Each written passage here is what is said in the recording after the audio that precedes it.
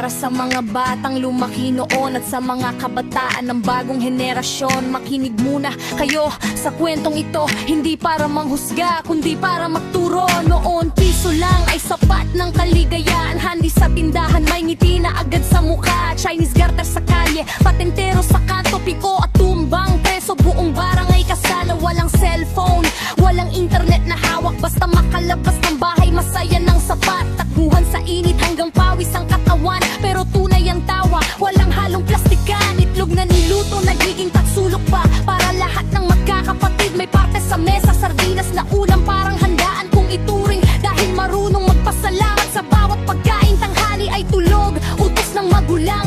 Pag nagmatigas ka, sermon ng katapat niyang. Bawal sumingit kapag matanda ang nagsasalita. Respeto ang unang itinuro bago ka tumanda.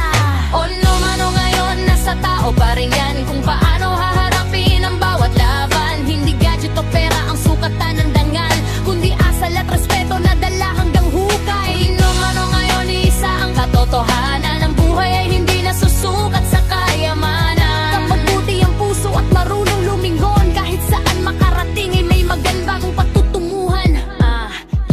Pag-uwi galing eskwela, takbo agad sa TV. Inaabangan ng paboritong palabas gabi-gabi. Masaya na sa simpleng buhay at simpleng saya. Kahit walang luho, kompleto ang pamilya. Ngayon may ibang kabataan na hirap magunento. Kahit gaano kalaki ang ibigay ng magulang nito, nakikita ang pagod pero reklamo pa rin. Hindi alam ang hirap ng paghahanap ng kainin. Kung magkakamuntisan, parang sila ang magulang. At alam mo kaya ng pasanin ng buong tahanan, di na napapawisan dahil gadget ang kausap. Habang ang totoong mundo unti-unting nakakalitaan. May kaaway dito, may kaaway doon. Konting post lang ay nagiging malaking usapan. May iba ring di mabuhay nang walang syota, parang pag-ibig lang ang sentro ng kanilang mundo. Pero hindi ko nila lahat, may mabubuti pa rin. Maraming kabataan ngayon ang marunong ding tumingin sa sakripisyo ng magulang at halaga ng buhay. Sila ang pag-asa ng bayan sa darating na panahon. Na magkakang 90 na nagong magulang ngayon, patuloy na itinuturo ang mga aral noon. Ang paggamit ng po-opo sa nakakatanda, pagmamano bilang tanda ng paggalang sa kanila.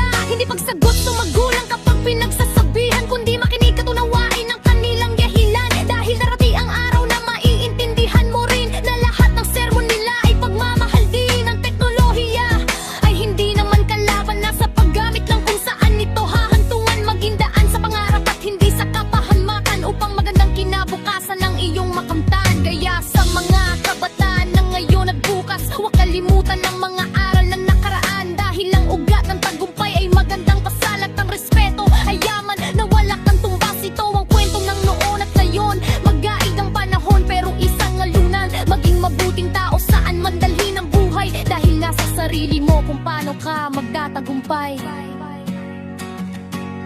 CJ